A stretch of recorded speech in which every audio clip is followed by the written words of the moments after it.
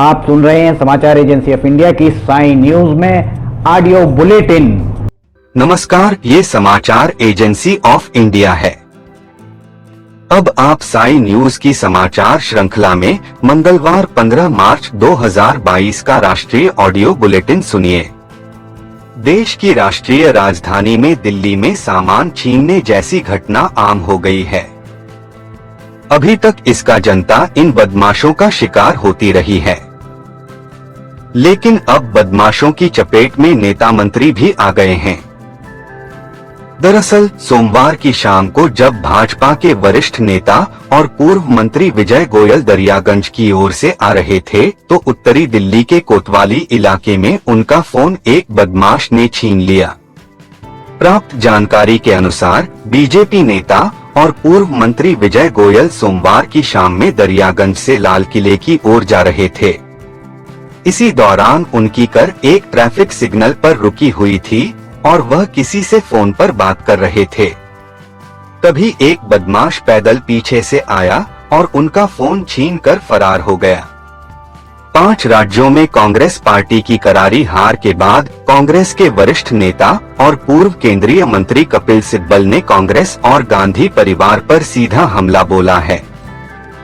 कपिल सिब्बल ने एक अखबार को दिए इंटरव्यू में कहा कि वह न तो विधानसभा चुनावों में पार्टी की हार से हैरान हैं और न ही कांग्रेस वर्किंग कमेटी के फैसले से, जिसमें कहा गया कि वो सोनिया गांधी के नेतृत्व में विश्वास रखते हैं। उन्होंने कहा कि सीडब्ल्यूसी के बाहर बड़ी संख्या में नेताओं के दृष्टिकोण पूरी तरह से अलग है। पार्टी के नेतृत्व पर पूछे गए सवाल के जवाब में सिब्बल ने कहा कि हमने जो पराजय देखी है उसके बाद नेतृत्व गांधी परिवार को यह स्थान किसी और के लिए छोड़ देना चाहिए और जो निर्वाचित होगा नामित नहीं, उस निर्वाचित व्यक्ति को प्रदर्शन करने दें।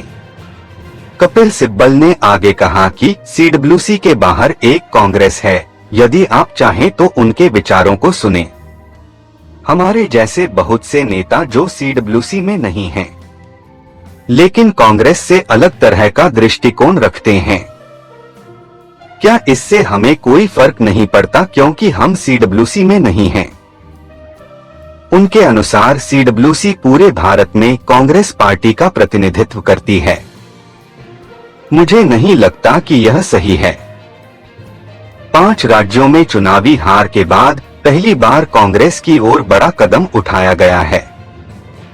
कांग्रेस अध्यक्ष सोनिया गांधी ने इन सभी 5 राज्यों के प्रदेश अध्यक्ष से इस्तीफा देने को कहा है। कांग्रेस अध्यक्ष सोनिया गांधी ने उत्तर प्रदेश, उत्तराखंड, पंजाब, गोवा और मणिपुर के पार्टी प्रदेश अध्यक्ष से इस्तीफा देने को कहा है, जिससे कि दोबारा से पार्टी के पुनर्गठन में आसानी हो।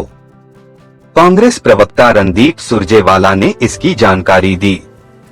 पंजाब में पार्टी की कमान नवजोत सिंह सिद्धू के पास, उत्तर प्रदेश में अजय कुमार लल्लू प्रदेश अध्यक्ष है।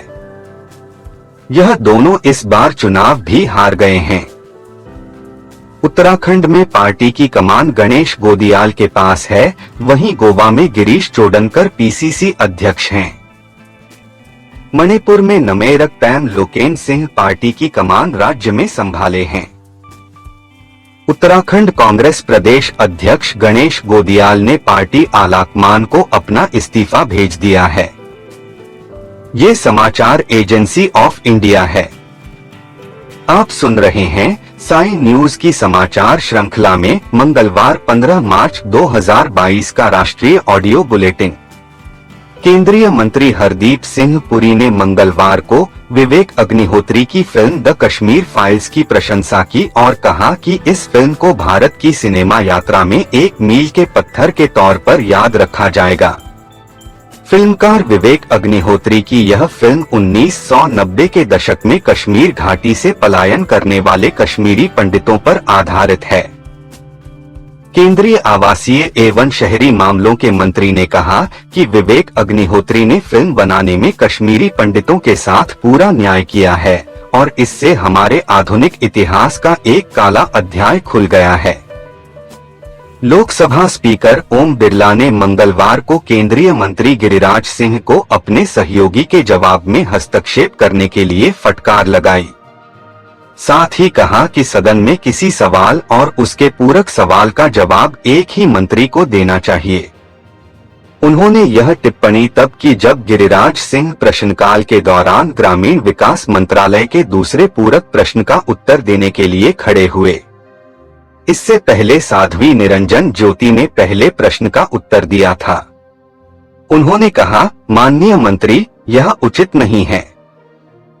सभी सवालों का जवाब राज्य मंत्री या कैबिनेट मंत्री में से किसी एक को ही देना चाहिए। एक के बाद दूसरे जवाब नहीं देना चाहिए। आपको हस्तक्षेप नहीं करना चाहिए।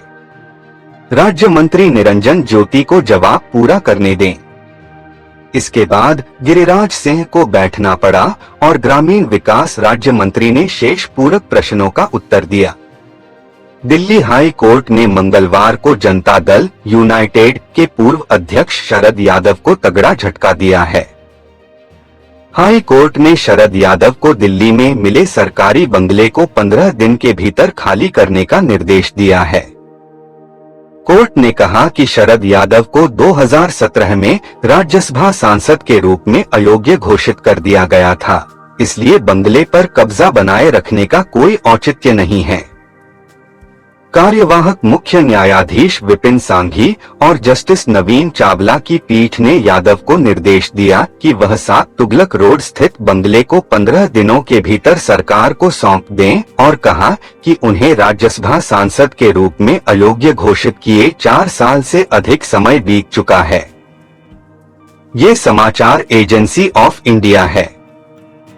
आप सुन रहे हैं साई न्यूज की समाचार श्रृंखला में मंगलवार 15 मार्च 2022 का राष्ट्रीय ऑडियो बुलेटिन। पंजाब के नए मुख्यमंत्री भगवंत मान के शपथ ग्रहण से पहले पंजाब सरकार ने बड़ा फैसला लिया है। राज्य में कोविड से जुड़ी सभी पाबंदियां खत्म कर दी गई हैं। राज्य के गृह सचिव अनुराग वर्मा ने इस संबंध में आदेश जारी कर दिए हैं। सरकार का यह फैसला इसलिए अहम है क्योंकि कल ही खटकड़ कलां में सीएम के शपथ ग्रहण समारोह में लाखों की भीड़ जुटने की संभावना है।